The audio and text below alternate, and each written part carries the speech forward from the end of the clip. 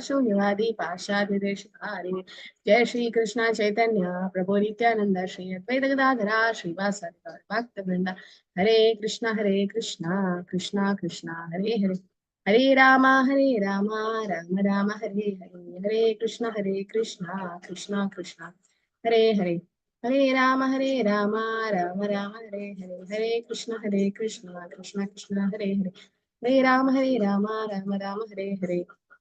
അപ്പൊ ആദ്യത്തെ ശ്ലോകം എന്തായിരുന്നു നമ്മൾ ഈശോപനിഷത്തിൽ പഠിച്ചത്? ഓം പൂർണ്ണമദ പൂർണ്ണമിദം പൂർണ്ണാത് പൂർണ്ണമുദച്യതേ പൂർണ്ണസ്യ പൂർണ്ണമാദായ പൂർണ്ണമേവാവശിഷ്യതേ. ആരെങ്കിലും ഒരാൾ അതിന്റെ അർത്ഥം പറയോ? എന്താണ് അതിന്റെ അർത്ഥം? ഭഗവാൻ പൂർണ്ണമാകുന്നു, ഭഗവാനിൽ നിന്നുണ്ടായതും പൂർണ്ണമാകുന്നു, വേറെ ഉണ്ടായതിനു ശേഷവും ഭഗവാൻ പൂർണ്ണമാകും. ഉണ്ടായതിനു ശേഷവും ഭഗവാൻ പൂർണ്ണമായി തന്നെ അല്ലെ? അപ്പൊ അത് നമ്മള് പറഞ്ഞു. പിന്നെ അതില് എത്രക്ക 3 തരം പ്രമാണങ്ങൾ ഏതൊക്കെയാ? ശബ്ദപ്രമാണം, അനുമാനം, പ്രത്യക്ഷം. ശബ്ദം, അനുമാനം, പ്രത്യക്ഷം. ശബ്ദം എന്താ? ശബ്ദം ശ്രുതി, ആചാര്യന്മാരെ വേദങ്ങളിലൊക്കെ പറയും. ശബ്ദപ്രമാണത്തിന് ഉദാഹരണങ്ങൾ വേദങ്ങള്. പിന്നെ അത് 2 തരം ഉണ്ടല്ലോ, ഏതൊക്കെയാ? ശ്രുതി, സ്മൃതിയ.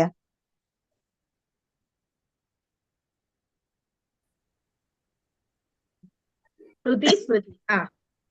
ശ്രുതി സ്മൃതി. അപ്പം നമ്മുടെ ഓക്കെ, അത് ശബ്ദം. പിന്നെ പ്രത്യക്ഷം നമ്മൾ നേരിട്ട് കാണുന്നത്, നേരിട്ടുണ്ടാവുന്ന അനുഭവിച്ചിട്ടുണ്ട്, അനുഭവിക്കുന്നൊക്കെ കാണുന്നത്. നമ്മൾ നേരിട്ട് കാണുന്നത് അല്ലെ, നേരിട്ട് അറിയുന്നത്. ഓക്കെ. അനുബന്ധം എന്ന് പറയുന്നതാ? അങ്ങനെ ആയിരിക്കും, ഇങ്ങനെ ആയിരിക്കും എന്നൊക്കെ നമ്മൾ റിസർച്ചറൊക്കെ ചെയ്യും പോലെ അതായിരിക്കും ചെയ്യുന്ന പോലെ ചെയ്യുന്നത്. അപ്പൊ അതാണ് അനുബന്ധം. അപ്പൊ പ്രത്യക്ഷം.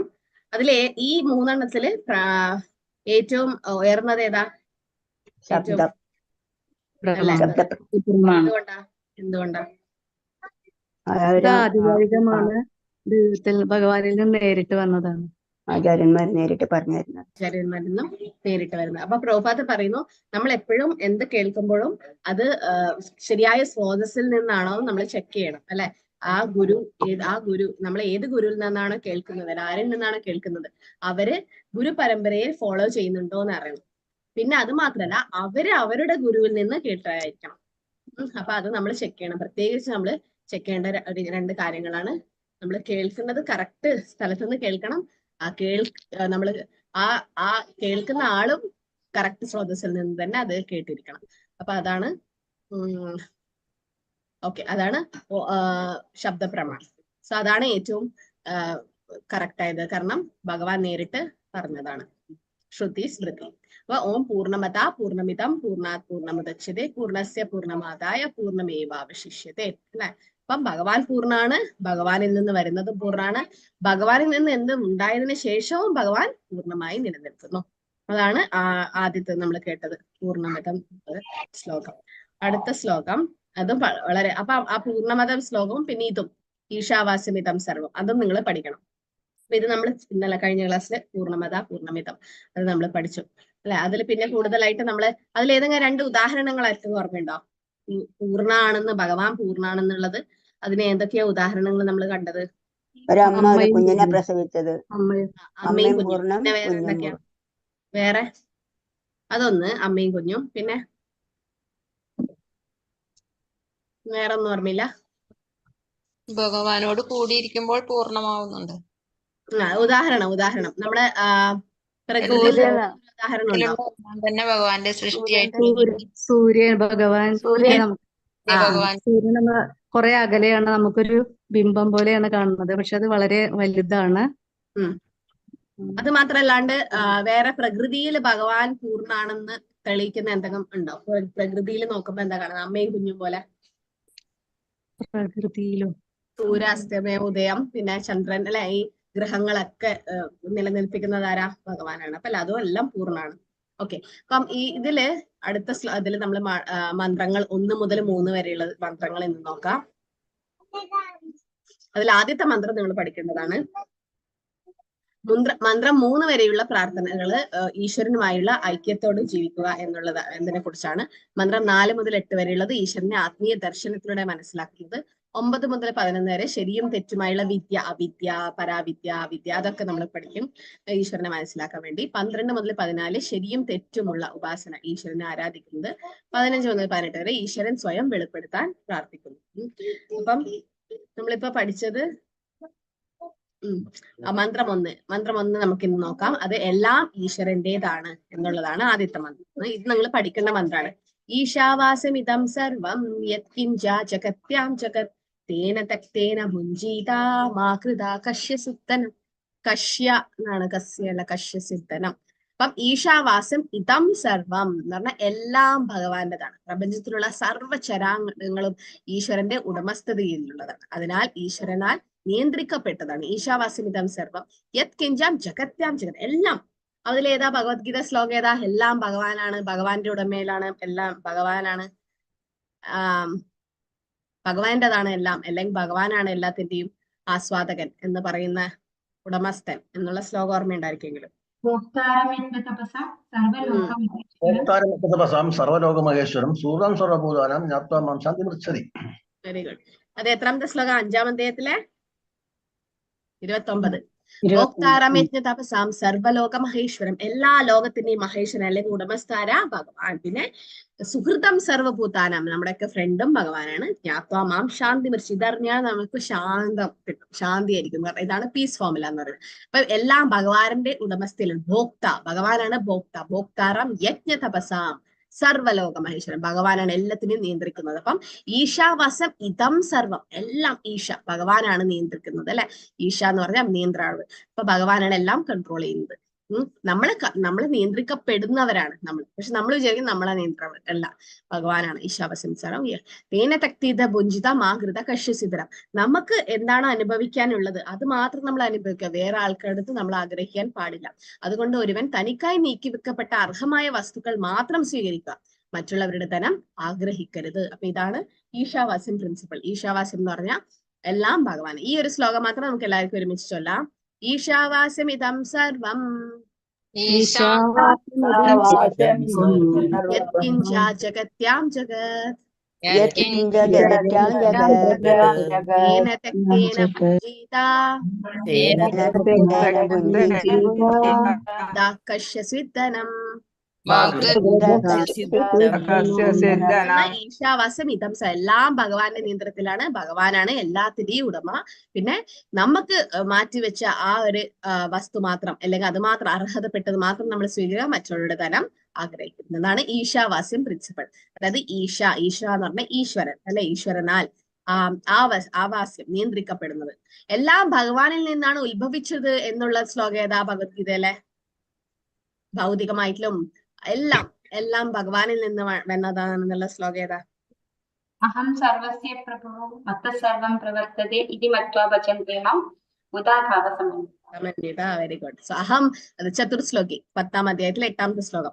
അതിൽ പറയുന്ന അഹം സർവസ്യ പ്രഭോ മത്ത സർവം പ്രവൃത്തി, എല്ലാം അഹം, എല്ലാം ഭഗവാനിൽ നിന്നാണ് വന്നതെന്ന് ഭഗവാൻ തന്നെ പറയുന്നു അല്ലെ.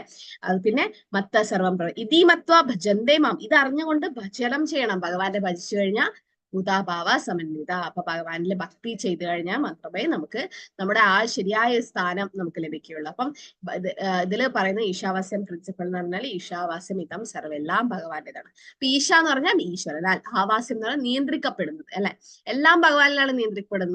നമ്മൾ വിചാരിച്ച ഇപ്പൊ സൂര്യനെ ഉദിപ്പിക്കാൻ പറ്റുമോ? ഇല്ല, എല്ലാം ഭഗവാന്റെ നിയന്ത്രണം. ഒരു പുല്ല് പോലും ഭഗവാന്റെ അനുവാദം ഇല്ലാണ്ട് ചലിക്കില്ല എന്നാണ് പറയുന്നത്. അപ്പൊ അത്രയും നമ്മുടെ എല്ലാ 24 മണിക്കൂറും ഭഗവാനിൽ നമ്മൾ ഡിപ്പെൻഡന്റ് ആണ് അല്ലെ. നമ്മൾ വിചാരിക്കുന്നത് നമ്മൾ ഇൻഡിപെൻഡന്റ് ആണ്, ഭഗവാൻ മാത്രമാണ് സ്വതന്ത്രൻ.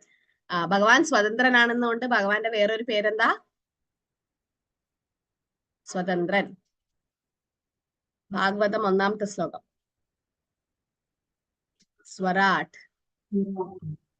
സ്വരാട് അല്ലെ.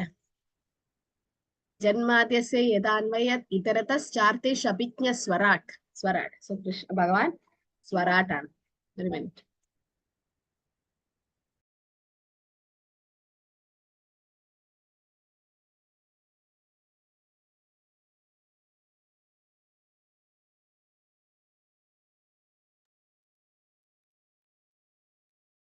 അപ്പൊ എല്ലാം ഭഗവാന്റേതാണ് എന്നുള്ളതാണ് ഈശാവാസ്യം പ്രിൻസിപ്പിൾ.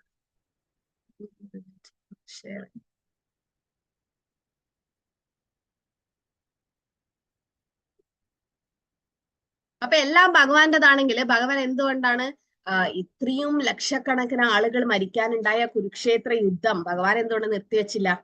എല്ലാം ഭഗവാനെ നിയന്ത്രിക്കുന്നല്ലേ. ഭഗവാൻ വിചാരിച്ച ആ യുദ്ധം വേണ്ടാന്ന് വെച്ചൂടെ? എന്തുകൊണ്ട് ഭഗവാൻ കുരുക്ഷേത്ര യുദ്ധം സ്ഥാപിക്കാൻ വേണ്ടി അധർമ്മം വളരും വഴി ഉണ്ടായിരുന്നു. അതായിരുന്നില്ല മെയിൻ ഉദ്ദേശം. എന്താ പ്രഭു? ഭഗവത്ഗീത ലഭിക്കാനും കൂടി. അത് പ്രധാനപ്പെട്ട ഒരു കാര്യം. കാരണം ആ ഒരു യുദ്ധം നടന്നില്ലെങ്കിൽ അർജുനൻ ഒരിക്കലും വിലപിക്കില്ല, അർജുനൻ ഒരിക്കലും ഭഗവത്ഗീത ഉപദേശിക്കാണ്ട് വരില്ല. അപ്പൊ ഭഗവത്ഗീത ഉപദേശിക്കാൻ വേണ്ടിയിട്ടാണ് ഭഗവാൻ ആ ഒരു യുദ്ധം തന്നെ ഉണ്ടാക്കിയത്. പിന്നെ കുരുക്ഷേത്ര ഭൂമിയിൽ മരിച്ചവർക്കൊക്കെ എന്താ ലഭിച്ചത്?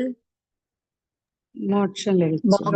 മോക്ഷം. ഇത്രയും പേർക്ക് മോക്ഷം ഒരുമിച്ച് ലഭിക്കണമെങ്കിൽ ആ സ്ഥലത്ത് വന്നിട്ട് അങ്ങനെ ഒരു യുദ്ധം ഉണ്ടാവണം. ഭഗവാന്റെ സാന്നിധ്യത്തിൽ. ഭഗവാൻ തന്നെയാണ് കൊന്നത്. അർജുനൻ വെറും നിമിത്ത മാത്രം ഭവ്യസവശാസ്യം നിമിത്തമായിരുന്നു അല്ലെ. അപ്പൊ ഭഗവാൻ എല്ലാം ചെയ്യുന്നത് എല്ലാം നല്ലതിന് വേണ്ടിയിട്ടാണ്. ഭഗവാന്റെ നിയന്ത്രണത്തിനാണ് എല്ലാം ഉള്ളത്. എല്ലാ ജീവനുള്ളതും നിർജീവമായ പരാപ്രകൃതി, ആത്മീയ ഊർജം എല്ലാം നൽകുന്നത് ഭഗവാനാണ്. അപരാപ്രകൃതി എന്ന് പറഞ്ഞാൽ ഭൗതികമായിട്ടുള്ള ഊർജം, അതും ചേർന്നത് ഭഗവാൻ. അപ്പൊ ശ്രീല പ്രഭുപാദരുടെ അവലോകനം എന്താണെന്ന് വെച്ചാൽ, പ്രഭുപാദർ പറയുന്നത് വേദവിജ്ഞാനത്തിന്റെ മഹത്വങ്ങൾ ആദ്യം പ്രഭുപാദർ അതിന്റെ മഹത്വം നമ്മളോട് പറഞ്ഞിരുന്നു. കാരണം ഈശോ ഉപനിഷത്താണ് അല്ലെ, ഇതൊരു ഉപനിഷത്താണ്. അപ്പൊ ഈശ്വരൻ എല്ലാത്തിനെയും ഉടമസ്ഥനാകുന്നത് എങ്ങനെയാണ്? എങ്ങനെയാണ് ഭഗവാന്റെ എല്ലാ ഉടമസ്ഥന്? കാരണം ഭഗവാന്റെ എനർജി അല്ലെ, ഭഗവാന്റെ ശക്തി ഉണ്ട്. ഈ ഭൗതിക പ്രകൃതിയും ഭഗവാന്റെ ശക്തി. ഭഗവാന്റെ ഏത് ശക്തിയാണ് ഈ ഭൗതിക പ്രകൃതി?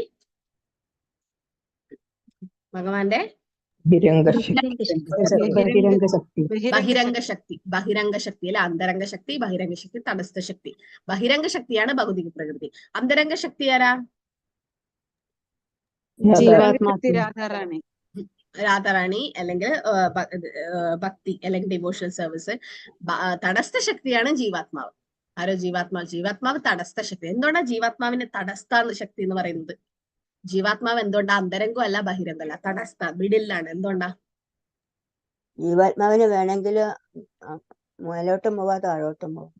ജീവാത്മാവിന് വേണമെങ്കിൽ ബഹിരംഗ ശക്തിയിലും പെടാം, അന്തരംഗ അല്ലെങ്കിൽ യോഗമായയിലും പെടാം, മഹാമായയിലും പെടാം. ഉദാഹരണം പറയുന്നത് എന്താ വെച്ചാല്, നമ്മളിപ്പോ ബീച്ചിലൊക്കെ നടക്കാൻ പോകില്ലേ? അപ്പൊ ബീച്ചിൽ നമ്മൾ നടക്കാൻ പോകുന്ന സ്ഥലം വെള്ളവും അല്ല കരയും അല്ലാത്തൊരു സ്ഥലം ഉണ്ടല്ലോ. ആ സ്ഥലം അതിലൂടെ നമ്മൾ നടക്കുക. അപ്പം ഒരു സ്ഥലം കംപ്ലീറ്റ്ലി ഡ്രൈ ആയിരിക്കും, എപ്പോഴും അവിടെ പൂടി മാത്രം, അവിടെ വെള്ളയില്ല. ഒരു സ്ഥലത്ത് ഫുള്ള് വെള്ളം. പക്ഷെ ആ നടുഭാഗം നമ്മളെങ്ങനെയാണോ ബീച്ചിൽ പോയി നടക്കുന്ന ആ ഒരു ഭാഗത്ത് രാത്രി കാലങ്ങളിൽ അല്ലെങ്കിൽ മഴക്കാലത്തൊക്കെ അത് വെള്ളത്തിനടിയിൽ വരാം. പക്ഷെ വേറെ ചൂടുകാലത്തൊക്കെ ചില സമയത്ത് നട്ടുച്ചക്കൊക്കെ അത് ഡ്രൈ ആയിരിക്കും. അപ്പം ആ ഒരു സ്ഥലം പോലെയാണ് തടസ്ഥ ശക്തി എന്ന് വെച്ചാൽ ജീവാത്മാവിന് വേണമെങ്കിൽ യോഗമായാലും പെടാം, അല്ലെങ്കിൽ മഹാമായാലും പെടാം. അതിൻ്റെതായ മൈന്യൂട്ട് ഇൻഡിപെൻഡൻസ്, അതായത് ചെറിയൊരു സ്വാതന്ത്ര്യമുണ്ട്. അതിൽ ഭഗവാൻ ഒരിക്കലും ഇടപെടില്ല. പ്രകൃതിയിൽ ഓരോരുത്തരുടെയും നിശ്ചിത വീതം നമ്മൾ മനസ്സിലാക്കണം അല്ലെ. ഇപ്പൊ നമ്മള് സ്വത്തിനൊക്കെ തർക്കം നമുക്ക് കോടതിയിലൊക്കെ കാണാം, ചേട്ടാനുജന്മാരും എല്ലാവരും ബന്ധുക്കൾ തമ്മിൽ. പക്ഷെ അതൊക്കെ നമ്മൾ മരിച്ചു കഴിഞ്ഞാൽ മൃത്യു സർവഹരശഹം എല്ലാം കൊണ്ടുപോകും അല്ലെ. നമ്മള് അർഹതപ്പെടാത്തത് നമ്മൾ അടികൂടി അല്ലെങ്കിൽ ഒരുപാട് കേസൊക്കെ ചെയ്ത് നമ്മൾ വാങ്ങിയാലും അത് നമുക്ക് ചിലപ്പം നിൽക്കില്ല, വേറെ വഴിയിൽ അത് പോകും. കാരണം നമ്മൾ വിധിച്ചത് മാത്രമേ നമുക്ക്, അല്ലെങ്കിൽ നിശ്ചയിച്ചത് മാത്രം. അത് എന്തിനെ അടിസ്ഥാനമാക്കിയിട്ടാണ് നമുക്കിവിടെ സുഖവും ദുഃഖമൊക്കെ വരുന്നത്? ഈ ജന്മം എന്തിന്റെ അടിസ്ഥാനത്തിലാണ്? ഇപ്പൊ നിങ്ങൾ ഇത്ര പൈസ ഉണ്ടാവാൻ പാടില്ല, അല്ലെങ്കിൽ ഇത്ര ഇതൊക്കെ വരുന്നത് അല്ലെ, കഴിഞ്ഞ ജന്മം ചെയ്ത കർമ്മബലം പോലെയാണ് ഈ ജന്മം നമ്മൾ അനുഭവിക്കുന്നതും. ഇപ്പൊ അസുഖങ്ങൾ വരുന്നത് പോലും പൂർവ്വജന്മകൃതം പാപം വ്യാധി രൂപേണ ചായത. ഒരുപാട് കഴിഞ്ഞ ജന്മം ചെയ്ത പാപാണ് വ്യാധിയായിട്ട് അല്ലെ, അസുഖങ്ങളായിട്ട് ഈ ജന്മം വരുന്നത്. അതുപോലെ സുഖങ്ങളും അതെ അല്ലെ, സുഖങ്ങളും അതെ. ഇപ്പൊ നമുക്ക് കാണാം ചിലവർ ഒരുപാട് കഷ്ടപ്പെട്ട് പണിയെടുത്താലും ദരിദ്രനായിട്ട് തന്നെ നിൽക്കും. പക്ഷെ ചിലവർക്ക് എന്താ പറയാ, ഒരുപാട് അധ്വാനിക്കേണ്ട വരില്ല, പക്ഷെ ഒരുപാട് പൈസയിലെ അല്ലെങ്കിൽ ധനികരുടെ കുടുംബത്തിൽ ജനിക്കുന്നു. ശുചിനാം ശ്രീമതാം ഗേഹ. അതൊക്കെ കഴിഞ്ഞ ജന്മം ചെയ്ത പാപോ കർമ്മം അല്ലെ പുണ്യകർമ്മം കൊണ്ട്. അപ്പൊ ഓരോരുത്തർക്കും നിശ്ചയിച്ച വീതം മാത്രം നമ്മൾ അനുഭവിക്കണം എന്നാണ് ഭഗവാൻ പറയുന്നത്. കാരണം എല്ലാം ഭഗവാന്റേതാണ്. ഭൂമിയിൽ മനുഷ്യന്റെ ഉടമസ്ഥാവകാശം വിഹിതം മനസ്സിലാക്കണം. നമുക്ക് നമ്മുടെ ഉടമസ്ഥ എന്താ? നമുക്കൊന്നും ഈ ശരീരം പോലും നമ്മുടേതല്ല അല്ലെ. ഒരു സമയം വരുമ്പം അതും വിട്ട് നമ്മൾ പോകണം. അപ്പൊ അതുപോലെ എല്ലാം ഭഗവാന്റേതാണെന്ന് മനസ്സിലാക്കിയാൽ നമുക്കെല്ലാം ഭഗവാന് വേണ്ടി ഉപയോഗിക്കാൻ പറ്റും. ഈ ശവാസ്യം തത്വം അനുസരിച്ച് ജീവിക്കുക എന്ന് വെച്ചാൽ ഒന്നും നമ്മുടേതല്ല, എല്ലാം ഭഗവാന്റേതാണ്. അതുകൊണ്ട് എല്ലാം ഭഗവാന്റെ സേവയ്ക്ക് വേണ്ടി ഉപേക്ഷിക്കണം. അപ്പൊ പ്രഭുപാദർ ഒരുപാട് കോടികളൊക്കെ ഉണ്ടാക്കി കഴിഞ്ഞ് ഒരുപാട് അമ്പലമൊക്കെ എടുത്തതിന് ശേഷം പ്രഭുപാദരുടെ മകൻ തിരിച്ചു വന്നു. അതുവരെ പ്രഭുപാദരെ അങ്ങനെ അവരാരും കോണ്ടാക്ട് ചെയ്തില്ല. പക്ഷെ പിന്നീട് പ്രഭുപാദർ കോടീശ്വരനായപ്പോൾ വന്നു. എന്നിട്ട് പ്രഭുപാദരോട് ചോദിച്ചു, എനിക്ക് പൈസ വേണം, എനിക്ക് വീട്ടിലെ കാര്യങ്ങളും ഇതൊക്കെ ചെയ്യാൻ വേണ്ടിയിട്ട്. അപ്പൊ പ്രഭുപാദർ പറഞ്ഞു, എന്നോട് ചോദിക്കണ്ട, എന്റെ സെക്രട്ടറിനോട് ചോദിച്ചതാണ്. പ്രഭുപാദർ ഊരി. പക്ഷെ സെക്രട്ടറി ആരായിരുന്നു? ഹിസ് ഹോളിനെസ് തമാൽ കൃഷ്ണ മഹാരാജായിരുന്നു. തമാൽ കൃഷ്ണ മഹാരാജിനോട് ചോദിച്ചപ്പോ മഹാരാജ് കുറച്ച് സമയം ഇങ്ങനെ ആലോചിച്ചിട്ട് പറഞ്ഞു, ഇതൊന്നും നിന്റെ അച്ഛന്റെ സ്വത്തല്ല, അല്ലെങ്കിൽ പൈസയല്ല, ഇതൊക്കെ കൃഷ്ണന്റെതാണ്, ഭഗവാന്റെതാണ്. അതുകൊണ്ട് ഇതിൽ നിന്ന് ഒരു രൂപ പോലും എനിക്ക് തരാൻ പറ്റില്ല. എല്ലാവർക്കും ഷോക്കായി. പ്രഭുപാദരുടെ മകനോട് ഇങ്ങനെയൊക്കെ പറഞ്ഞു തമാൽ കൃഷ്ണ മഹാരാജ്. പക്ഷെ തമാൽ കൃഷ്ണ മഹാരാജ് പറഞ്ഞത് കറക്റ്റ് ആയിരുന്നു. കാരണം പ്രഭുപാദർ പിന്നീട് വന്നിട്ട് പറഞ്ഞു, നീയാണ് യഥാർത്ഥ ഭക്തൻ അല്ലെ, എനിക്ക് മനസ്സിലായി ഇത് ഭഗവാന്റെതാണ്, എന്റേതല്ല എന്നുള്ളത്, അത് ഭഗവാന്റെ സേവക്ക് വേണ്ടി ഉപയോഗിക്കണം. എന്നിട്ട് തമാൽ കൃഷ്ണ മഹാരാജ് മകനോട് പറഞ്ഞു, അത്രേ, നീ വേണമെങ്കിൽ നമ്മുടെ പുസ്തകങ്ങൾ കൊണ്ടുപോയിട്ട് പുസ്തകങ്ങൾ വിറ്റിട്ട് അതിൽ നിന്ന് കിട്ടുന്ന പ്രോഫിറ്റ്, ഇപ്പൊ നമ്മൾ ഒരു പുസ്തകം വെക്കുമ്പോൾ അതിന്റെ പ്രിന്റിംഗ് കോസ്റ്റ് അല്ലാണ്ട് കുറച്ച് നമുക്ക് കയറ്റി വാങ്ങാം. 100 രൂപ 200 രൂപ, അത് നമുക്ക് നമ്മുടെ ഓരോരുത്തരെ ചെലവിന് വേണ്ടിയിട്ട് ഉപയോഗിക്കാം. ചില ബ്രഹ്മചാരികളൊക്കെ അങ്ങനെയാണ് ഉപജീവന മാർഗ്ഗം ചെയ്യുന്നത്. അപ്പൊ അത് അങ്ങനെ ചെയ്തോ, നീ ഏജന്റ് പോലെയായിട്ട് ബുക്ക് ഡിസ്ട്രിബ്യൂഷൻ ചെയ്തോ. പക്ഷെ മകൻ അത് സ്വീകരിച്ചില്ല. പക്ഷെ ഇതാണ് പ്രഭുപാദരുടെ ശിഷ്യന്മാരും അവർ ഈശാവാസം പ്രിൻസിപ്പൾ. പ്രഭുപാദരെല്ലാം അല്ലെ, ഒന്നും എന്റേതല്ല, എല്ലാം ഭഗവാന്റേതാണ് എന്നുള്ള രീതിയിലാണ് പണ്ടേ ആദ്യം മുതൽ അവസാനം വരെ ഉണ്ടായിരുന്നത്. അപ്പൊ എല്ലാം ഈശ്വരന്റെ ഉടമസ്ഥയിലാണ്. പരാപ്രകൃതിയുടെയോ അപരാപ്രകൃതിയോ ഭാഗമല്ലാത്ത യാതൊന്നും പ്രപഞ്ചത്തിലില്ല. അതിനാൽ എല്ലാം പരമാത്മാവിന്റെ സ്വത്താണ്. അപ്പൊ എല്ലാം ഭഗവാന്റേതാണ്, ഒന്നും നമ്മുടേതല്ല. നമ്മള് തൽക്കാലം മാത്രം, ഇപ്പൊ ഒരു വാടക വീട്ടിൽ എങ്ങനെയാണോ നിൽക്കുമ്പോൾ അല്ലെ, ഇപ്പൊ ഉടമസ്ഥൻ വന്നു കഴിഞ്ഞാൽ, ഉടമസ്ഥൻ ഒഴിയാൻ പറഞ്ഞു കഴിഞ്ഞാൽ നമ്മൾ ഒഴിയണം അല്ലെ, ഒരു സമയം തരും, അതിനുള്ളിൽ ഒഴിയണം. അപ്പം ഒഴിഞ്ഞില്ലെങ്കിൽ പിന്നെ അത് പ്രശ്നമായി, പിന്നെ കേസൊക്കെ നടന്നാൽ അങ്ങനെയാണ്. പക്ഷെ നമ്മള് എന്തായാലും ഒഴിഞ്ഞേ പറ്റൂ. അല്ലെങ്കിൽ ഒരു ടിക്കറ്റ് എടുത്തിട്ട് ട്രെയിനിൽ കയറി കഴിഞ്ഞാൽ സ്റ്റേഷനിൽ വന്നു കഴിഞ്ഞാൽ ഇറങ്ങണം. ഇറങ്ങിയില്ലെങ്കിൽ അത് പ്രശ്നമായി, നമ്മളെ നിർബന്ധിച്ച് ഇറക്കും. അതുപോലെ സമയം വരുമ്പം ഈ ശരീരം എല്ലാം നമുക്കുള്ള ഈ സ്വത്തൊക്കെ നമ്മൾ വിട്ടുപോകണം. അപ്പം ജീവിച്ചിരിക്കുന്ന കാലം ഇതൊക്കെ ഭഗവാൻ തന്നതാണ്, ഭഗവാന്റെ സേവക്ക് വേണ്ടി ഉപയോഗിക്കണം. അതിനാണ് യുക്ത വൈരാഗ്യം എന്ന് പറയുന്നത്. എങ്ങനെ ഈശ്വരൻ എല്ലാറ്റിന്റെയും ഉടമയാകുന്നു? ഈ ലോകത്തിലെ നമ്മുടെ ഉടമസ്ഥാവകാശം താൽക്കാലികമാണ്, അതിനാൽ മിഥ്യയാണ് എന്നാണ് മായാവാദികൾ പറയുന്നത്. എന്താ, ബ്രഹ്മസത്യ ജഗൻ മിഥ്യ. പക്ഷെ ജഗൻ മിഥ്യ അല്ല, താൽക്കാലികമാണെന്ന് മാത്രം. ഇപ്പൊ ഒരു സംസ്ഥാനത്ത് രാജാവാണ് ആദ്യ അധികാരി, അത് കഴിഞ്ഞേ പ്രജകൾക്ക് അധികാരമുള്ളൂ അല്ലെ. എല്ലാം രാജാവിന്റെ കൺട്രോളിലാണ്. അതുപോലെ എല്ലാം ഭഗവാന്റെ നിയന്ത്രണത്തിലാണ്, എല്ലാം ഭഗവാന്റേതാണ്. നമ്മൾ ജനിക്കുന്നതിന് മുമ്പേ ഇപ്പൊ നമ്മൾ താമസിക്കുന്ന വീട് അല്ലെങ്കിൽ സ്വത്ത്, ഇതൊക്കെ നിങ്ങൾ ഓരോരുത്തരുടെ പേരിൽ ഇത്ര സ്വത്ത് അങ്ങനെയൊക്കെ ഉണ്ടാവും. അപ്പൊ അതൊക്കെ നമ്മൾ ജനിക്കുന്ന മുമ്പേ ഇവിടെ ഉണ്ടല്ലേ ഈ സ്വത്തൊക്കെ. നമ്മൾ മരിച്ചു കഴിഞ്ഞാൽ ഈ സ്വത്ത് ഇവിടെ തന്നെ ഉണ്ടാവും, പക്ഷെ നമ്മൾ ഇവിടെ ഉണ്ടാവില്ല. അതുകൊണ്ട് പ്രഭുപാദർ പറയുന്നത് അനാവശ്യമായിട്ട് എന്താ പറയാ, അത്യാഹാര പ്രയാസിച്ച പ്രചൽപാനീയം, ഒരുപാട് സ്വത്ത് വേണം, ഒരുപാട് ഇതൊക്കെ നമ്മളിങ്ങനെ ആഗ്രഹിച്ചു കഴിഞ്ഞാൽ ഭക്തിയിൽ നമുക്ക് ഉയരാൻ പറ്റില്ല. കാരണം നമ്മള് മായയിൽപ്പെട്ട് പോകും. ഇന്ന് ഞാനിങ്ങനെ രാമാനന്ദറായും ചൈതന്യ മഹാപ്രഭുവും തമ്മിലുള്ള സംഭാഷണം ചൈതന്യ ചരിതാമത്തിൽ വായിക്കായിരുന്നു. അപ്പൊ അതിൽ പറയുന്നു, മഹാപ്രഭു ചോദിക്കുന്ന രാമാനന്ദറായിനോട് ഏറ്റവും വലിയ വിദ്യാഭ്യാസം എന്താണ്? അപ്പൊ പറഞ്ഞു, കൃഷ്ണനെ കുറിച്ച് അറിയുവാനുള്ള ആഗ്രഹം ഇല്ലേ, കൃഷ്ണനെ കുറിച്ച് കൃഷ്ണാവബോധത്തിലുള്ള അറിവാണ് ഏറ്റവും ഉയർന്ന അറിവ്. കാരണം അതിലെ പർപ്പട്ടിലെ പ്രവാദം പറയുന്ന ഭാവാർത്ഥത്തില് ഭൗതികമായിട്ടുള്ള ഏത് വിദ്യയും നമ്മളെ മായയിൽ പെടുത്തും. നമ്മൾ മായയിൽ പെട്ടുകൊണ്ടേയിരിക്കും ഭൗതികമായിട്ടുള്ള വിദ്യ ഏത് പഠിച്ചാലും. പക്ഷെ ആധ്യാത്മികമായ വിദ്യ നമ്മുടെ മായയിൽ നിന്നും പുറത്തേക്ക് വരാനേ സഹായിക്കും. അപ്പൊ അതാണ് ഏറ്റവും ഉയർന്ന വിദ്യാഭ്യാസം എന്ന് പറയുന്നത്. ഒരിക്കലും അത് നശിക്കില്ല അല്ലെ. സ്വല്പം അഭ്യസ ധർമ്മസ്യ ത്രായതേ മഹതോ ഭയാത് അല്ലെ, വലിയ വലിയ ഭയങ്ങളിൽ നിന്നും അത് സംരക്ഷിക്കും. അതുകൊണ്ട് നമ്മൾ ചെയ്യുന്നതൊന്നും ഒരിക്കലും നമ്മൾ വിചാരിക്കേണ്ട എത്രയോ സമയം കഴിച്ച് ഞാൻ വെറുതെ ഭക്ഷ്യശാസ്ത്രി ചെയ്തു, അത് ചെയ്തു, ഇത് ചെയ്തു, എത്രയാ സമയം വേസ്റ്റ് ആയി എന്നൊക്കെ. ഒരിക്കലും അത് വേസ്റ്റ് ആവില്ല. അടുത്ത ജന്മം തീർച്ചയായും അത് നമ്മുടെ ഉപയോഗത്തിൽ വരും. ഓക്കെ, ഞങ്ങളുടെ വാസസ്ഥലം വീട് മരപ്പണിക്കാരൻ ഒരു മേശ ഉണ്ടാക്കുന്നു. നിങ്ങൾ പൈസ ഒക്കെ കൊടുത്ത് ഒരു കാർപ്പൻറ്റർ, ഒരു മരപ്പണിക്കാരനെ കൊണ്ട് ഒരു മേശ ഉണ്ടാക്കാൻ പറയും. അപ്പൊ നിങ്ങൾ എന്താ പറയാ, സാധനം കൊടുത്തു, വാങ്ങിക്കൊടുത്തു, അതിന്റെ പൈസയൊക്കെ നിങ്ങൾ മുടക്കി, മരം വാങ്ങിക്കൊടുത്തു, എല്ലാം നിങ്ങൾ ചെയ്യും. അദ്ദേഹം വന്ന് അദ്ദേഹത്തിന്റെ ടൂൾസ് ഉപയോഗിച്ചിട്ട് ഒരു മേശ ഉണ്ടാക്കി കഴിഞ്ഞിട്ടാകുമ്പോ അദ്ദേഹം പറയുന്നു, ഇത് ഞാനാണ് ഉണ്ടാക്കിയത്, ഇത് എന്റെ മേശയാണെന്ന് പറഞ്ഞാൽ നിങ്ങൾക്ക് ദേഷ്യം വരില്ലേ? അത് തെറ്റല്ലേ? അതുപോലെ നമുക്ക് താൽക്കാലികം തന്ന ഈ ശരീരം ഇത് എന്റേതാണെന്ന് പറഞ്ഞു നടന്ന, ഞാൻ പോസ്റ്റുകളെ ആക്കിയില്ലേ സാർ, എല്ലാവരും അറ്റൻഡൻസ് ലിങ്ക് മാർക്ക് ചെയ്തോളൂ കേട്ടോ. അറ്റൻഡൻസ്. അപ്പൊ മരപ്പണിക്കാരന് ഒരു മേശ ഉണ്ടാക്കുന്ന ഒരു ഉപമ അല്ലെ, നമ്മള് എല്ലാ സാധനങ്ങളും നമ്മളാ കൊടുക്കുന്നത്, പക്ഷെ അതിനുശേഷം മേശ ഉണ്ടാക്കി കഴിഞ്ഞിട്ട് അദ്ദേഹം പറയുന്നു അത് എന്റേതാണെന്ന്. അത് തെറ്റാണ്. അതുപോലെ എല്ലാം തരുന്നത് ഭഗവാനാണ്. നമ്മൾ വെള്ളം, ജലം, അതില് ചിലപ്പോ നമ്മള് എന്താ പറയാ, കെമിക്കൽ ലാബിലൊക്കെ വെള്ളം ഉണ്ടാക്കും അവര്. ഹൈഡ്രജനും 2 ഹൈഡ്രജനും ഓക്സിജൻ ഒക്കെ എടുത്തിട്ട് H2O വെള്ളം ഉണ്ടാക്കും. പക്ഷെ ഈ ഹൈഡ്രജൻ ഓക്സിജൻ ഒക്കെ ആരാ കൊടുക്കുന്നത്? ഭഗവാൻ അല്ലെ? പക്ഷെ ഉണ്ടാക്കുമ്പോ സയന്റിസ്റ്റ് പറയും നമ്മളാ കണ്ടുപിടിച്ചത്, നമ്മളാ ഉണ്ടാക്കിയത്. പക്ഷെ അത് കൊടുക്കുന്ന ആരാ? ഭഗവാൻ. വാടകക്കാരനും ഭൂമുടമയും. അത് വേറൊരു ഉദാഹരണം ഞാൻ പറഞ്ഞല്ലേ. അപ്പം ഭഗവാനാണ് എല്ലാത്തിന്റെയും ഉടമ, നമ്മൾ വെറും വാടകക്കാരൻ. ഭഗവാൻ എല്ലാറ്റിന്റെയും ഉടമസ്ഥനാണ്. ശ്രീജ മാതാജി ഇതൊന്ന് വായിക്കുമോ? ശരി മതി. ഹരീഷ. ഭഗവാൻ എല്ലാറ്റിന്റെയും ഉടമസ്ഥനാണ്. 1976 തുടക്കത്തിൽ മായാപ്പൂർ കെട്ടിടത്തിന്റെ മേൽക്കൂരയിലൂടെ നടക്കുമ്പോൾ ജയപതാക സ്വാമി ഒരു ആജീവനാന്ത അംഗവുമായി വന്നു. കൽക്കട്ടയിൽ നിന്നുള്ള വ്യവസായിയായ ആജീവനാന്ത അംഗത്തെ അദ്ദേഹം പ്രഭുപാദർക്ക് പരിചയപ്പെടുത്തി. ഈ മനുഷ്യൻ വളരെ ബഹുമാന്യനായിരുന്നു. പ്രഭുപാദർ ചോദിച്ചു, എന്താണ് നിങ്ങളുടെ വ്യാപാരം? ആ മനുഷ്യൻ പറഞ്ഞു, ഞാൻ ഗ്ലാസ് ഉപയോഗിക്കുന്നു, എനിക്കൊരു ഗ്ലാസ് ഫാക്ടറി ഉണ്ട്. പ്രഭുപാദർ പറഞ്ഞു, ഓ, വളരെ നല്ലത്. ഗ്ലാസ് എങ്ങനെ ഉണ്ടാക്കും? ആ മനുഷ്യൻ പറഞ്ഞു, ഗ്ലാസ് നിർമ്മിച്ചത് സിലിണ്ടർ കൊണ്ടാണ്. അത് മണലിലാണ്. പ്രഭുപാദർ ചോദിച്ചു, സിലിക്കൺ കൊണ്ടാണ്. അത് മണലിലാണ്. പ്രഭുപാദർ ചോദിച്ചു, മണലിന്റെ ഉടമസ്ഥൻ ആരാണ്? ആ മനുഷ്യൻ ഭക്തനും മിടുക്കനുമായിരുന്നു. അദ്ദേഹം പറഞ്ഞു, ഓ സ്വാമിജി, മണൽ ഭഗവാന്റെ ഉടമസ്ഥതയിലാണ്.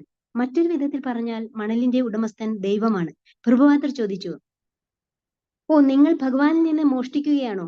പ്രഭുപാദർ ഈ മനുഷ്യനെ സംഭവ സ്ഥലത്ത് നിർത്തി ഭക്തർ ചിരിച്ചു.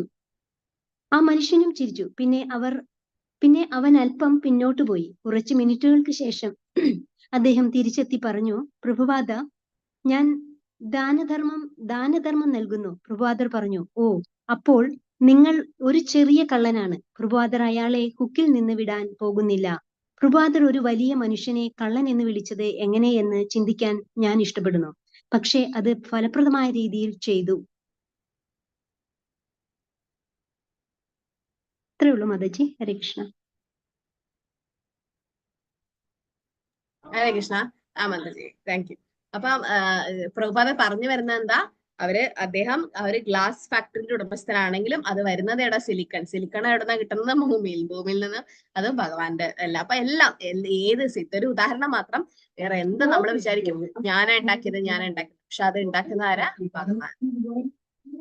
പ്രകൃതിയിൽ ഒരാളുടെ ആനുപാതികമായ പങ്ക് മനസ്സിലാക്കുക.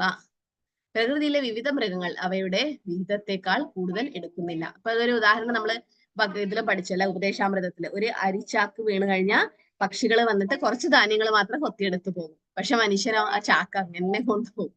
ഒരു പശു പുല്ല്, വൈക്കോൽ എന്നിവ കഴിക്കുന്നു, പക്ഷെ പാൽ നൽകുന്നു ചെയ്യുന്നു. പശു തനിയെ പാൽ കുടിക്കുന്നില്ല. പശു പാൽ കുടിക്കുന്നില്ലല്ലോ.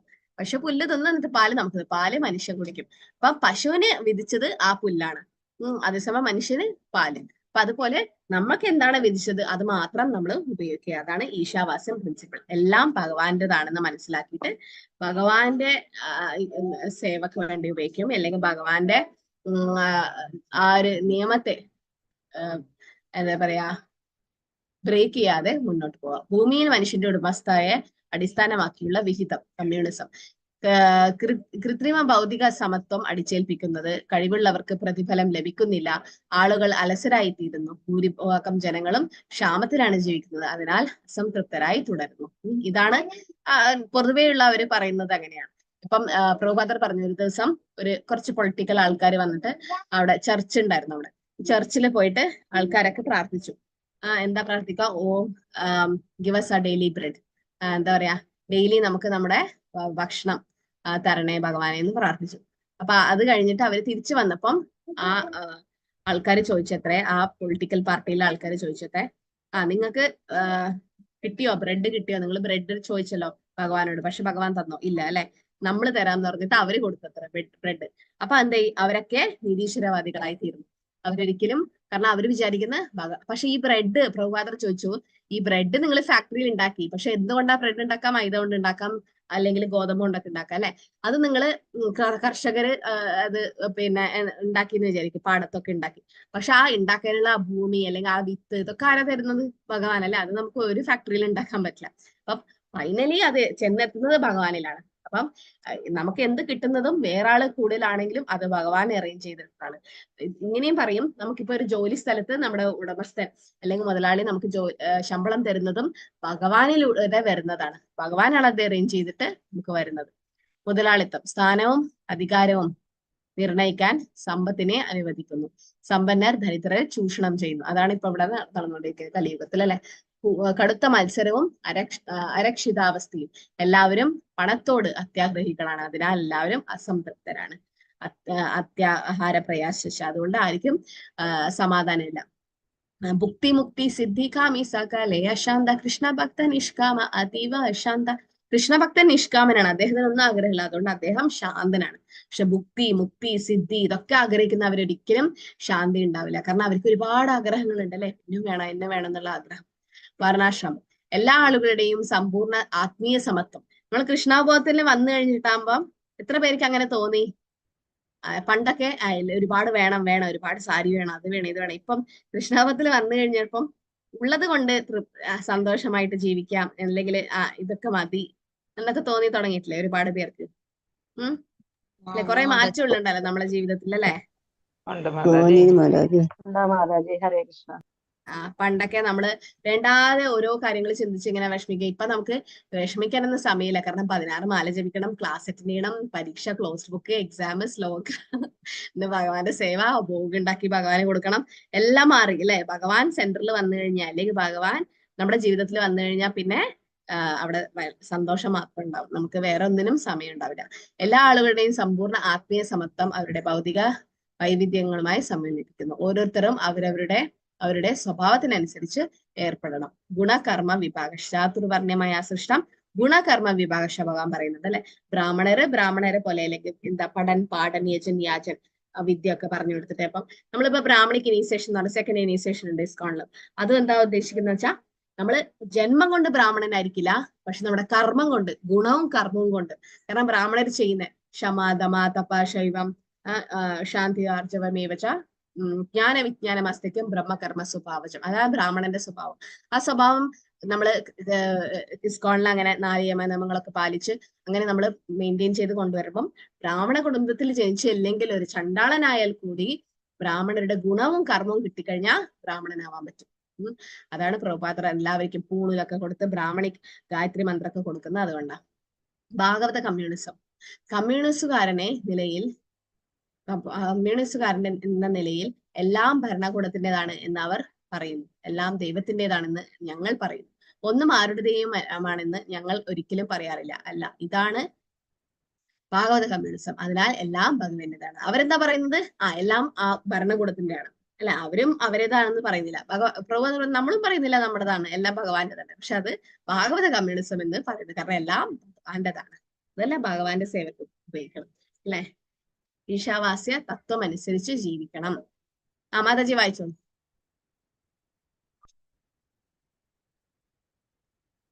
അല്ല, വേറെ ആർക്കെങ്കിലും വായിക്കണോ? അനിത്തര മാതാജി വായിക്കോ?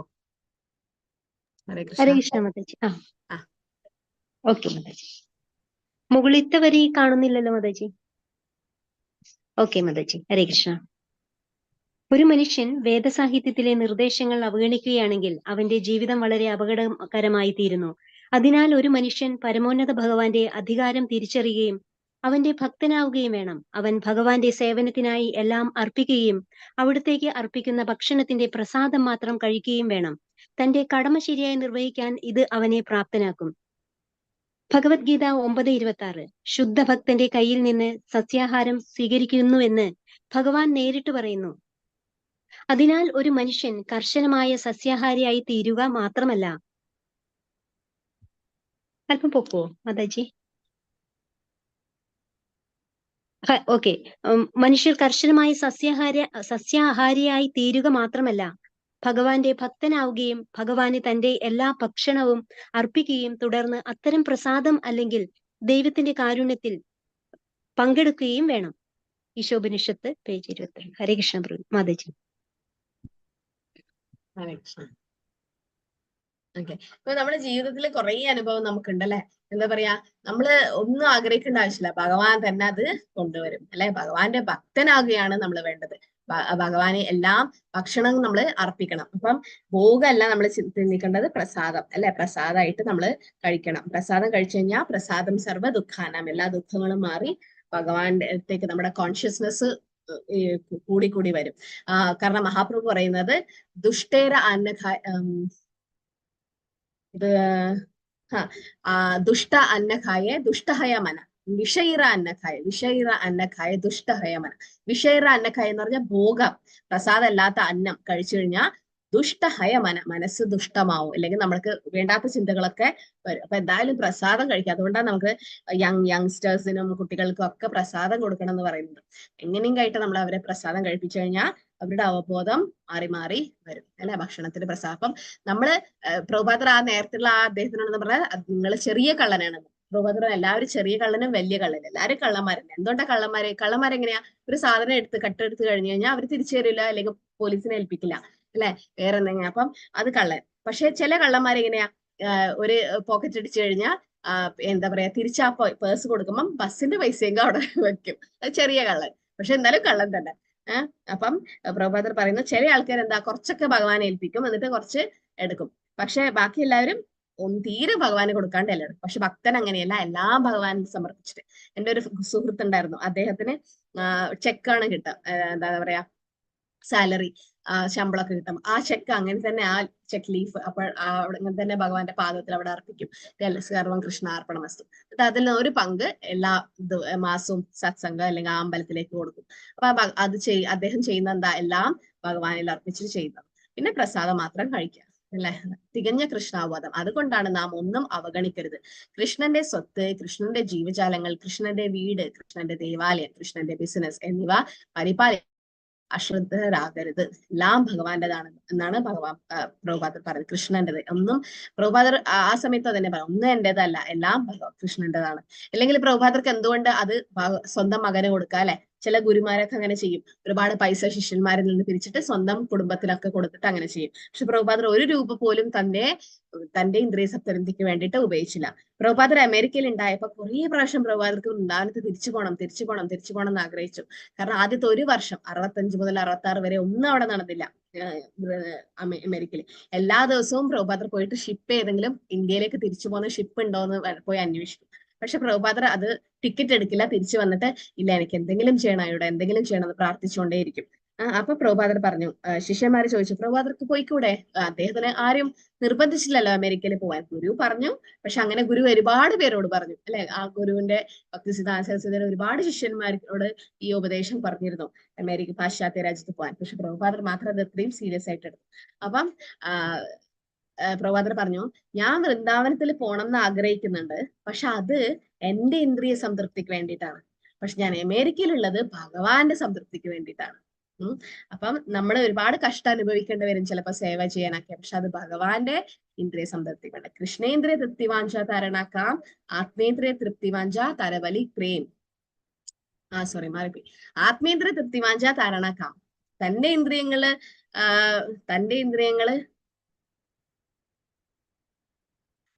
ഇന്ദ്രിയങ്ങൾക്ക് വേണ്ടിയിട്ട് നമ്മൾ എന്തെങ്കിലും ചെയ്തു കഴിഞ്ഞാൽ അത് കാമം. കൃഷ്ണേന്ദ്രിയ തൃപ്തിവാഞ്ച താരണ പ്രേം, ഭഗവാന്റെ ഇന്ദ്രിയ തൃപ്തിക്ക് വേണ്ടി ചെയ്യുന്നതാണ് പ്രേമം. തേന തെക്തേന ഭുജിത എന്ന് പറഞ്ഞാൽ അവനാൽ നിശ്ചിത വിഹിതം നിങ്ങൾ സ്വീകരിക്കണം. നമുക്ക് എന്താണ് നിശ്ചയിച്ചത് അത് മാത്രം നമ്മൾ കഴിക്കുക. ഇപ്പൊ അതിൽ പറയുന്നല്ലേ, ഓരോ അരിമണിയിൽ പോലും അത് ആര് കഴിക്കണം എന്ന് വരെ എഴുതി വെച്ചിരിക്കുന്നെന്ന് പറയും. എന്തുകൊണ്ടാണ് അങ്ങനെ പറയുന്നത് വെച്ചാൽ അർഹതപ്പെട്ടത് മാത്രമേ നമുക്ക് കിട്ടൂ, അർഹതയില്ലാത്തത് നമ്മൾ ആഗ്രഹിക്കാൻ പറ്റില്ല. അപ്പൊ എപ്പോഴും രാമകൃഷ്ണ പ്രഭു എപ്പോഴും പറയും, നമ്മൾ ആഗ്രഹിക്കുന്നതിന് മുമ്പേ ആലോചിക്കുക നമുക്ക് അതിന്റെ യോഗ്യതയുണ്ടോണം. Desire and then deserve, deserve and desire. First എനിക്ക് അതിനുള്ള അർഹതയുണ്ടോ എന്ന് നമ്മൾ തന്നെ ആലോചിക്കുക, എന്നിട്ട് നമ്മൾ ആഗ്രഹിക്കുക. അപ്പൊ അതാണ് വേണ്ടത്. അപ്പൊ നിങ്ങൾ എന്താണോ നമുക്ക് തന്നത് അത് മാത്രം സ്വീകരിക്കുക. അതിനാൽ ഒരാൾ തനിക്ക് ആവശ്യമായ കാര്യങ്ങൾ മാത്രമേ സ്വീകരിക്കാവൂ, അവന്റെ വിഹിതമായി നീക്കിവെച്ചിരിക്കുന്നു. വർത്തമാനകാല സാമൂഹ്യ രാഷ്ട്രീയ സംഭവങ്ങളിൽ നിന്നെടുക്കുക. ഓക്കെ, അപ്പൊ ഈശാവാസ തത്വം ഇപ്പം ഇപ്പം നടക്കുന്ന ദേശീയ അന്തർദേശീയമായ കാര്യങ്ങളിലൊക്കെ നമുക്ക് മനസ്സിലാവാം അല്ലെ. ഇപ്പൊ എന്താ എല്ലാവരും ചെയ്യുന്നത്, അടികൂടി ഓരോ സ്വത്തും അല്ലെങ്കിൽ ഇത് ഇന്ന രാജ്യമാണ്, ഇത് ഇന്ന രാജ്യം എന്നൊക്കെ പറഞ്ഞിട്ട് ഇങ്ങനെ വേർതിരിച്ച് ഇതൊക്കെ ചെയ്യും. എല്ലാം ഭാരതവർഷമായിരുന്നു ആദ്യം അല്ലെ, ഭഗവാന്റെ നിയന്ത്രണത്തിലാണ്. പിന്നീടാണ് വിഭജനമൊക്കെ വന്നെഴുതിയത്. ജീവിതത്തിന്റെ താഴെത്തട്ടിൽ ഒരാൾക്ക് ഭക്തി സേവന പ്രവർത്തനങ്ങൾ ഉടനടി സ്വീകരിക്കാൻ കഴിയില്ല. വേദസാഹിത്യം പരമാത്മാവിന്റെ അധികാരം ക്രമേണ സാക്ഷാത്കരിക്കാൻ കഴിയുന്ന വിധത്തിൽ ഒരു മനുഷ്യന്റെ പ്രവർത്തന ഊർജത്തെ നിയന്ത്രിക്കാൻ കഴിയും. അപ്പൊ പെട്ടെന്ന് നമുക്ക് സ്വീകരിക്കാൻ പറ്റിയില്ലെങ്കിലും നമ്മള് എന്താ പറയാ, ചെയ്യുന്ന കർമ്മത്തിന്റെ കൂടെ നാമം ജപിക്കാൻ തുടങ്ങാം. ഒരു കുടുംബനാഥനോ പരോപകാരവാദിയോ സോഷ്യലിസ്റ്റോ കമ്മ്യൂണിസ്റ്റോ ദേശീയവാദിയോ മനുഷ്യ സ്നേഹിയോ ആയിത്തീരുന്നതിൽ ഒരു കുഴപ്പവുമില്ല. കേന്ദ്രീകൃത സങ്കല്പമായ ഏവാശയവുമായി ബന്ധപ്പെട്ട് ഒരാൾ തന്റെ പ്രവർത്തനങ്ങൾ നിർവഹിക്കുന്നുവെങ്കിൽ സങ്കല്പമായ തെറ്റുണ്ട്. ഓക്കെ, നമ്മൾ എന്തായാലും കുഴപ്പമില്ല. സ്ഥാനേ സ്ഥിത ശുദ്ധികത തനുമാനം. നമ്മൾ എവിടെയാണെങ്കിലും നമ്മുടെ ഭഗവാന്റെ നിയന്ത്രണത്തിൽ അല്ലെങ്കിൽ ഭഗവാന്റെ റൂൾസ് റെഗുലേഷൻസ് ഫോളോ ചെയ്യണമെന്ന് മാത്രം. നമുക്ക് ആവശ്യത്തിനുള്ളതിനേക്കാൾ കൂടുതൽ നമ്മൾ ആഗ്രഹിക്കരുത്. ഈ പ്രപഞ്ചത്തിൽ എന്ത് സമ്പത്തുണ്ടെങ്കിലും എല്ലാം ദൈവത്തിൻ്റെതാണ്. ദൈവത്തിന്റെ മക്കൾ എന്ന നിലയിൽ ഈ സമ്പത്ത് പ്രയോജനപ്പെടുത്താൻ നമുക്ക് അവകാശമുണ്ട് അല്ലെ. പക്ഷേ ആവശ്യമുള്ളതിനേക്കാൾ കൂടുതൽ ആകരുത്, അത്രയേ ഉള്ളൂ. ഇതാണ് ആത്മീയ കമ്മ്യൂണിസം. നിങ്ങൾ കൂടുതൽ എടുത്താൽ നിങ്ങൾ ശിക്ഷാർഹരാണ്. അതാണ് പ്രകൃതിയുടെ നിയമം അല്ലെ. നമുക്ക് വിധിച്ചത് മാത്രമേ നമുക്ക് കിട്ടൂ. നമ്മൾ കൂടുതൽ ഇതാക്കി നമ്മൾ വേറെ രീതിയിൽ അത് പോകും. അതുകൊണ്ട് പ്രഭുപാദ പറയുന്നു, അത്യാഗ്രഹാര പ്രയാസം, ഒരിക്കലും അത്യാഗ്രഹം ഉണ്ടാവുള്ള, കിട്ടിയതിൽ വെച്ച് സംതൃപ്തരായി ജീവിക്കുക. ആ രീതിയിൽ തുടർച്ചയായി പ്രവർത്തിച്ചാൽ ഒരാൾ 100 കണക്കിന് വർഷം ജീവിക്കാൻ ആഗ്രഹിച്ചേക്കാം. കാരണം അത്തരം ജോലി അവനെ കർമ്മ നിയമവുമായി ബന്ധിപ്പിക്കില്ല. കാരണം എല്ലാം കൃഷ്ണാബോധത്തിലായി കഴിഞ്ഞാൽ അകർമ്മമായതല്ലേ. മനുഷ്യന് ഇതല്ലാതെ മറ്റൊരു വഴിയുമില്ല. ആത്മാവിന്റെ കൊലയാളി അയാൾ ആരായിരുന്നാലും അന്ധകാരവും അജ്ഞതയും നിറഞ്ഞ അവിശ്വാസികളുടെ ലോകങ്ങളിൽ നിറയപ്പെടുന്ന ഗ്രഹങ്ങളിൽ പ്രവേശിക്കണം. ആത്മാവിന്റെ കൊലയാളിനെ എന്താ പറയാ?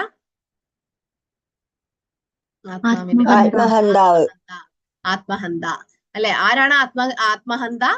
ആത്മാവിനെ കൊല്ലുന്ന ആരാണ്? ഭഗവാനെ അറിയാൻ ശ്രമിക്കാത്തവർ. ഭഗവാനിൽ വിശ്വസിക്കാത്ത അവിശ്വാസികളും അല്ലെങ്കിൽ ആത്മാവിന് വേണ്ടി ഒന്നും ചെയ്യാത്ത, അല്ലെങ്കിൽ ആത്മീയ ജീവിതത്തിൽ ഒന്നും ചെയ്യാത്ത ഒരാളാണ് ആത്മാവിനെ കൊല്ലുന്നത്. ആത്മാവിനെ കൊല്ലാൻ പറ്റില്ല, പക്ഷെ ആത്മാവിനെ കൊല്ലുന്ന എന്റെ അർത്ഥം എന്താ വെച്ചാൽ ആത്മീയ പുരോഗതി.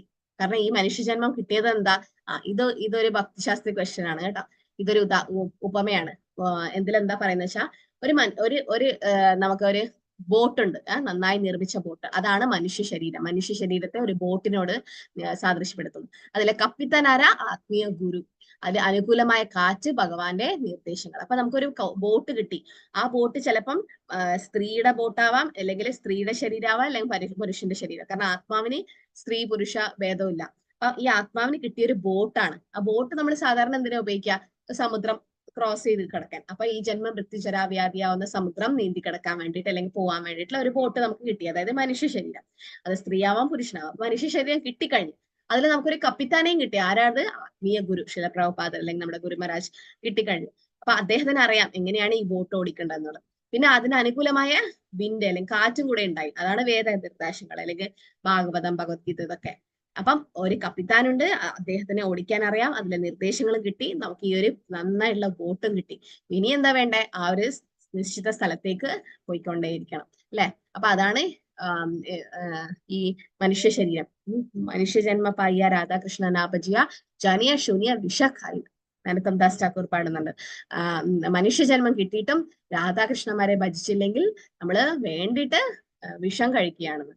ഭൗതിക അസ്തിത്വത്തിന്റെ സമുദ്രം കടക്കാൻ മനുഷ്യജീവിതം ഉപയോഗിക്കാത്ത മനുഷ്യനെ സ്വന്തം ആത്മാവിന്റെ ഘാതകനായി കണക്കാക്കും.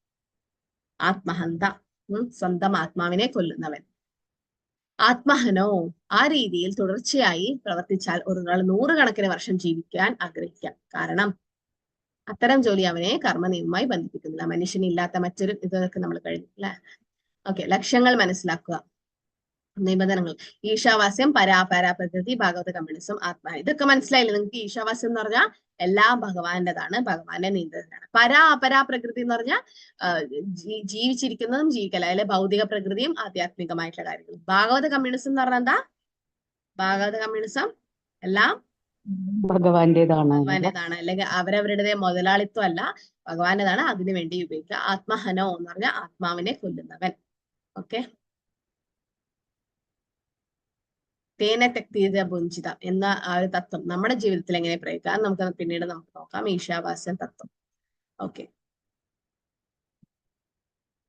അപ്പൊ പ്രഭുപാദരുടെ ജീവിതത്തിൽ നമുക്ക് ഉദാഹരണം കിട്ടിയില്ലേ അല്ലെ? ഈശാവാസ്യം തത്വം എങ്ങനെയാണ് പ്രഭുപാദർ എല്ലാം തൊട്ട് കിട്ടിയ ആ സമ്പത്തും എല്ലാം ഭഗവാന്റെ സ്വന്തം മകനെ പോലെ സ്വന്തം ആവശ്യത്തിന് വേണ്ടി പോലും പ്രഭുപാദർ ഉപയോഗിച്ചിരുന്നില്ല. അതാണ് ഈശാവാസ്യം തത്വം. പ്രഭുപാദരുടെ ജീവിതത്തിലെ കുറെ സ്ഥലത്ത് അങ്ങനെയുണ്ട്. നമുക്ക് അതിൽ ഒരുപാട് ഉദാഹരണങ്ങൾ നമുക്ക് കാണാൻ പറ്റും. Prabhupada advises to exert energy in respect of ഈശാവാസ്യം. ഓക്കെ, സോ പ്രഭുപാദർ പറയുന്നത് നമ്മൾ ഈശാവാസ്യം പ്രിൻസിപ്പിളിൽ ജീവിച്ചു കഴിഞ്ഞാൽ നമുക്ക് ഒരിക്കലും എന്താ പറയാ മുഷിപ്പ് വരില്ല, അല്ലെങ്കിൽ ഇനിയും ജീവിക്കണം എന്നുള്ള ആഗ്രഹം കൂടി വരും. എന്തുകൊണ്ടാ? ഭക്തി ചെയ്യാൻ വേണ്ടി, വേറെ ഒന്നിനു വേണ്ടിയിട്ടല്ല. പ്രഭുപാദ് കി ജയ്. അപ്പൊ അതാണ് ഈശാവാസ്യ പ്രിൻസിപ്പിൾ. മന്ത്ര 1, 3 എല്ലാവരുടെ ഈശോപനിഷത്ത് ബുക്കില്ലേ അല്ലെ? അടുത്തൊന്നും ഇല്ലാതെ ഉണ്ടോ? അപ്പൊ മന്ത്ര 1 നമ്മൾ പഠിച്ചു. മന്ത്ര 2 പറയുന്നത് ആർക്കെങ്കിലും മന്ത്ര 2 വായിക്കണോ? പൂർവാൻ ഏവഹ കർമാണി ജിജീവിസേചതം സമഹ ഏവം ത്വയി നാന്യതേതോ അസ്തി ന കർമാ ലിപ്യതേ നരേ. ഒരാൾ ഒരുപാട് 100 വർഷം വരെ ജീവിക്കാൻ ആഗ്രഹിച്ചിരിക്കാം, പക്ഷെ അങ്ങനെയുള്ള ചെയ്യുന്ന ആ കർമ്മ അദ്ദേഹത്തിനെ ബന്ധിപ്പിച്ചേക്കാം. പക്ഷെ നമ്മള് ഭഗവാന്റെ സേവക്ക് വേണ്ടി ഉപയോഗിക്കണം. അതാണ് 2ാമത്തെ മന്ത്രം. ഓക്കെ, 2ാമത്തെ മന്ത്രം ഇവിടെ വരും. മന്ത്രം 2. ആ മന്ത്രം കൊടുത്തിട്ടില്ലാന്നേ ഉള്ളൂ, കാരണം അത് നമുക്ക് പഠിക്കാനുള്ളതല്ല. അപ്പൊ എല്ലാ മന്ത്രങ്ങൾ കാണുമ്പോൾ നിങ്ങൾക്ക് ഒരുപാട് കൺഫ്യൂഷൻ ആവും. അതുകൊണ്ട് നമ്മൾ ആദ്യത്തെ 2 മന്ത്രം പൂർണ്ണമത പൂർണ്ണമിതം പിന്നെ ഈശാവാസ്യം സർവം അത് മാത്രം മന്ത്രമായിട്ട് പഠിക്കുന്നുണ്ട് കേട്ടോ. ബാക്കി പ്രഭുപാദർ മന്ത്രം ഇല്ലാണ്ട് നമ്മളെ വിശദീകരിക്കുകയാണ് ചെയ്യുന്നത്. ഇപ്പൊ 2ാമത്തെ മന്ത്രത്തിൽ പറയുന്നത് ഇതാണ്: 100 വർഷം നമ്മൾ ജീവിക്കാൻ ആഗ്രഹിച്ചാലും അത് നമ്മളെ ബന്ധിപ്പെടുത്താൻ പാടില്ല. കാരണം ഇതാണ് മന്ത്രം 2. അപ്പൊ അത്തരം ജോലി അവനെ കർമ്മമായി ബന്ധപ്പെടുത്തില്ല. മനുഷ്യൻ ഇതല്ലാതെ വേറൊരു വഴിയില്ല. ആത്മാവിന്റെ കൊലയാളി, ആത്മഹന്ത. ഓക്കെ, അതിൽ കർമ്മ, അകർമ്മ, വികർമ്മ ഇതൊക്കെ എന്താണെന്നറിയോ ആർക്കെങ്കിലും? കർമ്മ, അകർമ്മ, വികർമ്മ. കർമ്മ, അകർമ്മ, വികർമ്മ ഇതൊക്കെ മലേച്ചയോട് കൂടി ചെയ്യുന്ന മലേച്ചയോടെ ചെയ്യുന്നതാണ് കർമ്മം. പിന്നെ വികർമ്മം വികർമ്മം വിപരീതമായിട്ട് നമ്മളെ വെറുതെ ശാസ്ത്രത്തിൽ പറഞ്ഞത് എന്താ പറയാ നിഷേധിച്ച് ചെയ്യുന്നത്, അനുവദിക്കാതെ. കർമ്മം നമ്മൾ ബലേച്ഛ കൂടാതെ ആഗ്രഹിക്കാതെ ചെയ്യുന്ന ഭഗവാൻ വേണ്ടി ചെയ്യുന്ന കർമ്മം, ഭഗവാന് വേണ്ടി ചെയ്യുന്നത് അകർമ്മ. അകർമ്മ എന്ന് പറയുന്നത് കർമ്മ, അകർമ്മ, വികർമ്മ. ഇത് നിങ്ങൾ പഠിക്കണം. മന്ത്ര 2 അകർമ്മ വികർമ്മ. അത് ക്വസ്റ്റ്യൻ ബാങ്കിലുണ്ട്. ഏറ്റവും വലിയ ഭയം എന്താ? ത്രായതോ മഹത ഭയാത്. ഏറ്റവും വലിയ ഭയം ഏതാ മനുഷ്യന്റെ? മരണഭയം. മരണം. പക്ഷെ അത് ഏറ്റവും വലിയ ഭയമല്ല. ജന്മമൃത്യുജരാവ്യാധികളായ 4 വരും. പക്ഷെ എങ്ങനെയുള്ള ജന്മം? മനുഷ്യജന്മ ഭയമാണ്, അല്ലെങ്കിൽ ഭക്തനായിട്ട് ജനിച്ച ഭയമുണ്ടോ? ഭക്തിവിനോദ ഠാക്കൂർ പറയുന്നത് ഞാൻ ഒരു ഇൻസെക്ട് ആയിട്ട്, ഒരു ഈച്ചയായിട്ടെങ്കിലും ഒരു ഭക്തന്റെ വീട്ടിൽ ജനിച്ചാൽ എനിക്ക് അത്രയും സന്തോഷം. അപ്പൊ പുനർജന്മം ഒരിക്കലും ഭക്തന്മാര് പേടിക്കില്ല. പക്ഷെ എങ്ങനെയുള്ള പുനർജന്മമാണ് ഭയം? ഇന്നത്തെ ദിവസം ആവശ്യമില്ലാക്കി പോയിട്ടില്ല. അപ്പൊ ഇത് ആൾക്കാര് വന്നുപോയി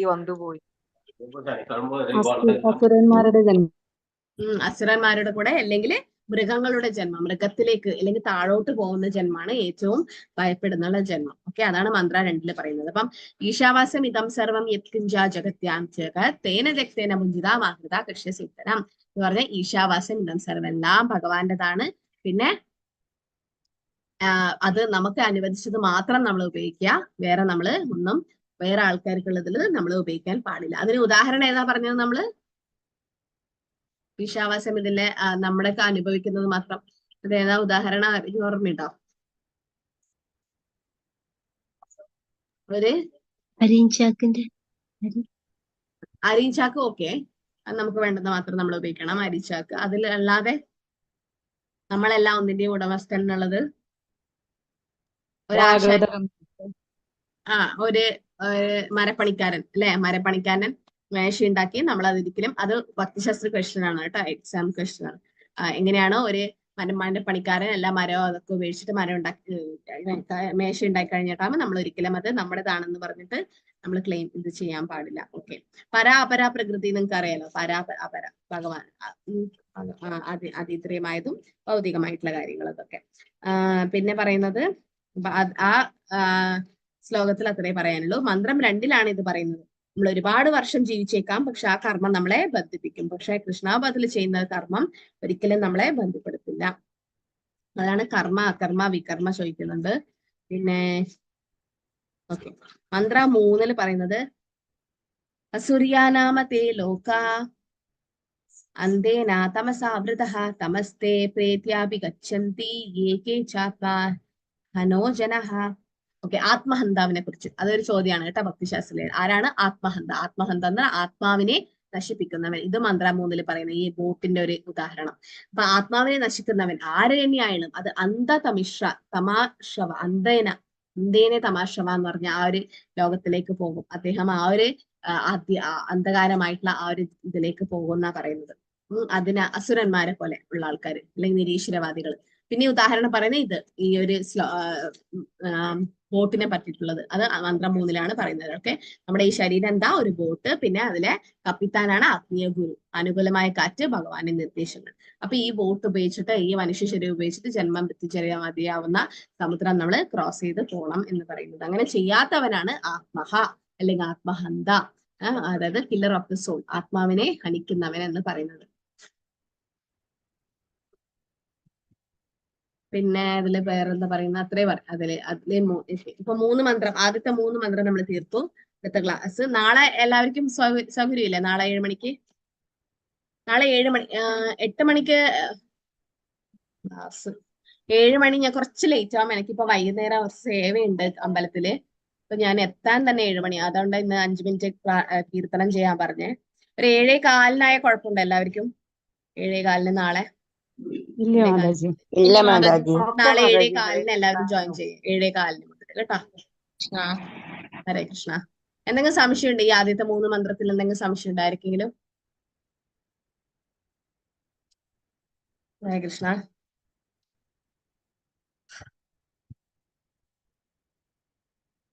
പിന്നെ കുറെ പേരുടെ മോഡ്യൂൾ 2 മാർക്സ് ഒക്കെ കിട്ടി. മണിമാതാജി അയച്ചു തന്നു മോഡ്യൂൾ 1 മാർക്സ്. അപ്പൊ അതൊക്കെ വെച്ചിട്ട് നമ്മള് മായപ്പൂരിലേക്ക് അതിന്റെ മാർക്സ് ലിസ്റ്റ് അയക്കും. ഇപ്പൊ ഏതായാലും ഈ ഒരു മോഡ്യൂളും കൂടെ കഴിഞ്ഞിട്ടാകുമ്പോ അയക്കാം.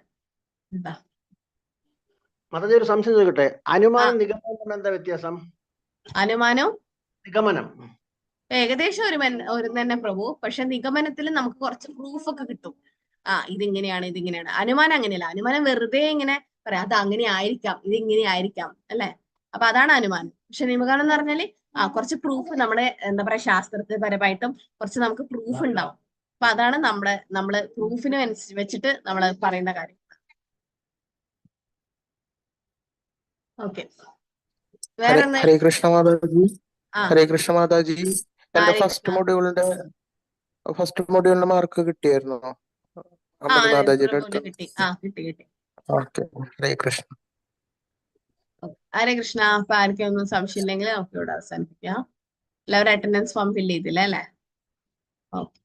പാഞ്ചകൽപതരൂപേശ കൃപാസിന്ധി പതിദാനം ഭാവിനി വൈഷ്ണവീ വർഷം ജയ ശ്രീ പ്രഭാത് കി